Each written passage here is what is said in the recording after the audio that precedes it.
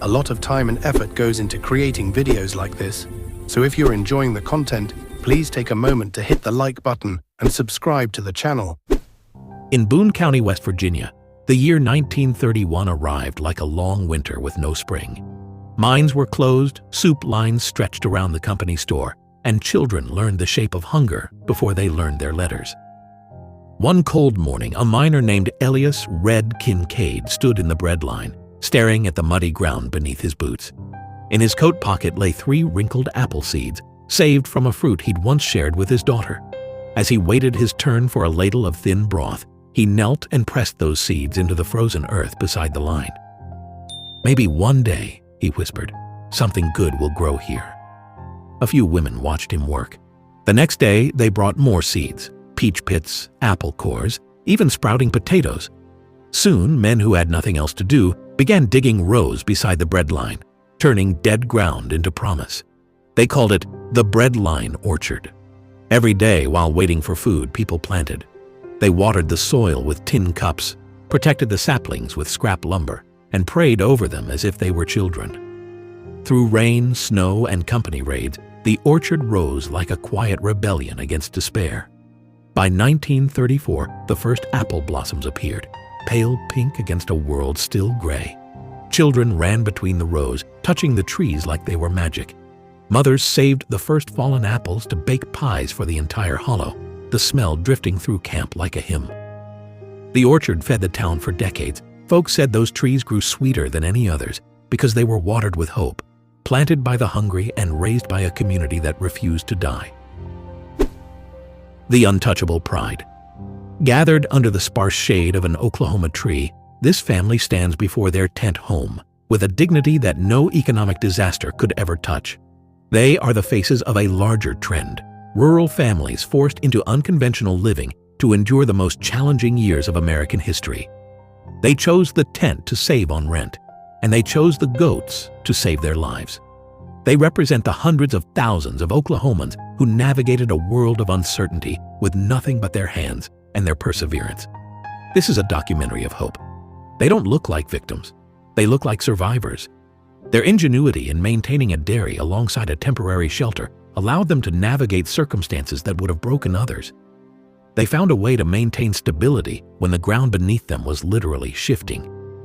This is a testament to the strong sense of community and self-reliance that helped the people of the Dust Bowl endure when the world seemed to have forgotten them.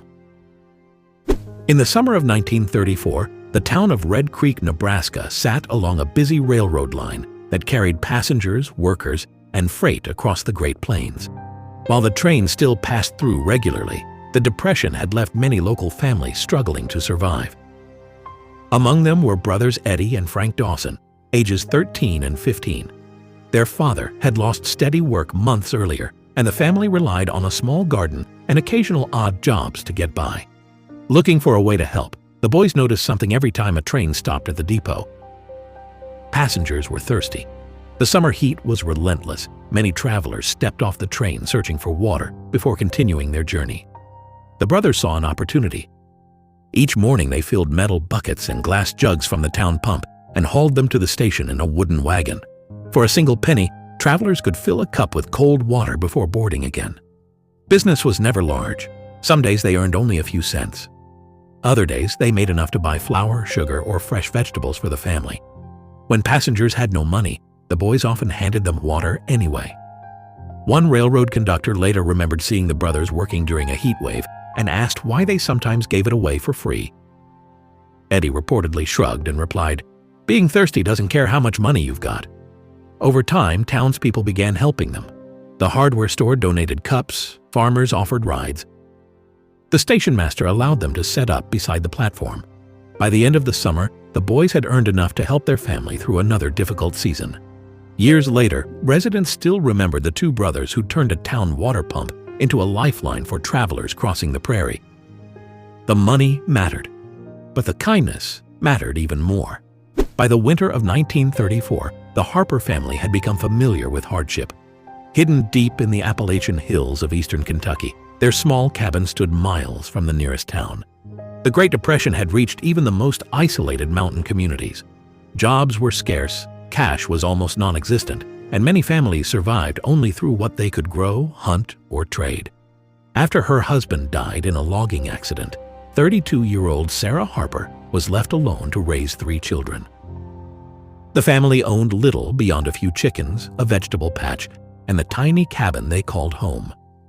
Every trip to town required crossing a narrow wooden footbridge suspended above a cold mountain creek. During heavy rain or winter snow, the crossing became dangerous, but there was no other route. Each week, Sarah loaded sacks of cornmeal, jars of preserved beans, and bundles of handmade quilts into a wooden cart. The children carried what they could. Together they walked several miles to a small trading store where goods were exchanged instead of purchased. Money rarely changed hands. A quilt might become a sack of flour. A basket of eggs could be traded for lamp oil. Sometimes Sarah returned with little more than salt and sugar, but she always returned determined to make it enough. Neighbors remembered her for another reason. Whenever a family lost a crop or fell ill, Sarah quietly left food on their porch without expecting anything in return. More than once, she shared her last jar of preserved vegetables with someone facing an even harder winter. Years later, one of her sons recalled those difficult seasons. "We never had much," he said, "but somehow my mother always believed there was enough to help someone else." The Depression eventually passed, roads improved, and new opportunities reached the mountains.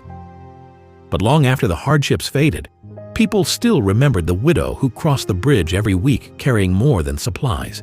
She carried hope. In the autumn of 1936, the tiny post office in Dry Creek, Oklahoma handled more than letters. It handled hope. The Great Depression still gripped much of rural America. Farms struggled under drought conditions, jobs remained scarce, and many families survived from one week to the next without knowing how the next would unfold. Among them was the Turner family. Their father, James Turner, had traveled to Texas months earlier searching for work.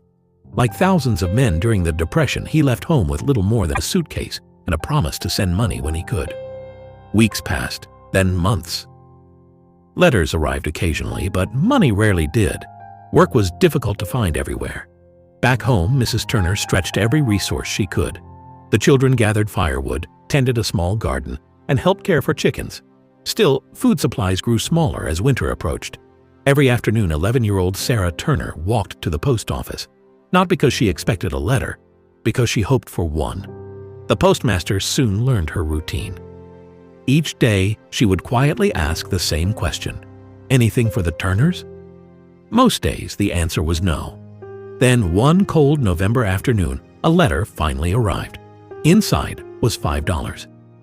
It wasn't a fortune, but in 1936 it meant flour, beans, coffee, and enough supplies to help the family through several difficult weeks. Sarah reportedly ran all the way home carrying the envelope. Years later, she remembered that moment clearly. "I've never been happier to see a piece of paper in my life." The Depression created countless stories of hardship, but it also created stories of perseverance, sacrifice, and families refusing to give up on one another despite impossible circumstances. For the Turner family, one small letter became a reminder that hope sometimes arrived in the simplest of forms. Summer 1934, western Kansas. The Dust Bowl had erased entire harvests, leaving families with only dust and determination. The Hendersons stood outside their humble tar paper cabin, watching wind and dust sweep across the plains. Barefoot children in patched clothes clutched one another, learning endurance before they could read. Mother held a tin bucket, fetching water that tasted of grit and survival. Father's coat was stiff from work and wind. His eyes traced the horizon, hoping for distant opportunity. Inside the cabin, boards creaked, walls thin, yet it sheltered them enough to endure. Every day was chore, every meal a lesson in making little last. Neighbors traded flour, vegetables, and the rare news of work miles away. Though poverty pressed, the family found strength in each other and in routine. The sun dropped low, shadows stretching across cracked earth. In that long, dusty evening, the Hendersons carried on. They had nothing but each other, and that was everything. In 1934, the Johnson family traveled across California, picking fruit during the Great Depression. They lived in tents, followed harvest seasons, and worked wherever they could find jobs. The parents picked peaches while the children carried baskets through the orchards. One evening after a long day, 13-year-old Sarah Johnson noticed a little boy crying beside a nearby tent. His father had become sick and the family had no food left. Sarah quietly carried over part of her family's dinner. When her mother discovered what she had done, she divided the rest of the meal and brought that too. Years later, Sarah remembered her mother's words, "A hungry child is every mother's child." The Johnsons never had much money, but they became rich in the stories people told about their kindness. The wind didn't just blow, it screamed. By 1936, the Great Plains had turned into a wasteland of choking dust and broken spirits. In this powerful image, a mother stands at the edge of her withered farm, shielding her children as a black blizzard approaches. The crops are dead, the cattle are gone, and the very soil is taking flight. Yet, look at her stance. There is a terrifying strength in her exhaustion, a refusal to let the dust bury her family's future. This wasn't just a weather event. It was an ecological and human catastrophe that displaced hundreds of thousands. Families like this one piled their lives into rusted cars and headed west, chasing the rumor of work in California. They were called Okies and Arkies, often met with hostility instead of help. But they kept moving. This mother's gaze is fixed on a horizon she cannot see, yet she moves toward it anyway. It's a reminder that the human spirit has a capacity for resilience that defies logic. When life feels like it's crumbling around you, remember the woman who stood tall while the earth itself turned to dust. Step into a New York tenement, 1890. This isn't a grand mansion or a bustling factory, but a single room, often shared by an entire family, sometimes even two. Imagine the constant hum of life, cooking, sleeping, working, and dreaming, all within these cramped walls. The air is thick with the smell of coal smoke and stale food, and the only light often comes from a single, grimy window overlooking an alley. This image captures the stark reality for millions of immigrants and working-class families who flock to America's booming cities. They arrived with hopes of a better life, only to find themselves crammed into overcrowded, unsanitary buildings, paying exorbitant rents for spaces barely fit for human habitation. Yet within these challenging conditions, communities thrived. Neighbors shared resources, children found ways to play in the narrow streets, and families clung to traditions that offered comfort amidst the chaos. This photograph is a powerful reminder of the resilience of the human spirit, the enduring strength of family bonds, and the sacrifices made by generations who built the foundations of modern cities, often from the smallest, most difficult spaces imaginable. Their stories are etched into the very bricks of our urban landscapes. The potato field, Aroostook County, Maine, 1945. The Pelletier family raised potatoes, French-Canadian, 5 generations on the same 80 acres. Henri Pelletier lost 2 brothers in France, 1918. His wife, Claudette, lost a boy to crib death, 1931. Their boy, Paul, 19, was in the 28th Infantry. Bulge, their boy, Jean, 16, ran the farm. Their girl, Therese, 12, picked rocks. September 1945. War was over. Paul was coming home. VE Day in May. VJ Day in August. The county threw a parade. Henri bought a ham. Claudette ironed Paul's old bedsheets. September 10th. Telegram.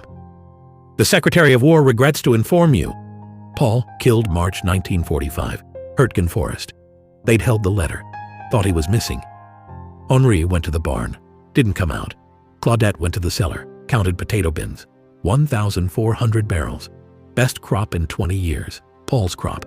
He'd planted it before he left. She called the Grange. "We need pickers," she said. "We can't let it rot." Nobody came. Sons were home or dead. No one wanted to dig Paul's potatoes. September 20th. First frost coming. Jean hitched the horse, started digging. Alone. 10 rows, hands bleeding by noon. Claudette came out, apron on, kerchief tied. She grabbed a basket, started picking. Therese came next, 12 years old, dragged a bushel. By sundown, 3 rows done. 1,397 to go. Next morning, trucks came. First was the school bus, principal driving. 30 kids, football team, farm boys, Paul's class. Then the church, Baptists and Catholics together. Women with baskets, men with forks. Then the Germans. POWs from Camp Holton. 200 of them. Guard said, volunteers. Every man stepped up. They dug for 4 days, sun up to dark, no talking, just digging. POWs sang in German. Kids sang God Bless America. Claudette made soup, fed them all. September 24th, last barrel. Henri came out of the barn, shaved, clean shirt. He looked at the field. Clean, empty, 1,400 barrels on wagons. The German sergeant walked up, held out a potato. "For Paul," he said, "for Paul." Laid it on the porch step. Henri nodded, took it, put it in his pocket. The potatoes sold for $2,100. Claudette gave $500 to the church, $500 to the school, bought Therese a winter coat, buried the rest in the bank. Paul's buried in Belgium. They never saw him. But every year till 1979, Henri planted 1 row by hand, dug it alone, called it Paul's Row, gave it to the food bank. Henri died 1980, Claudette 1988, buried in Presque Isle. Therese keeps 1 potato in her freezer from 1945. Freeze-dried, she says, "That's my brother."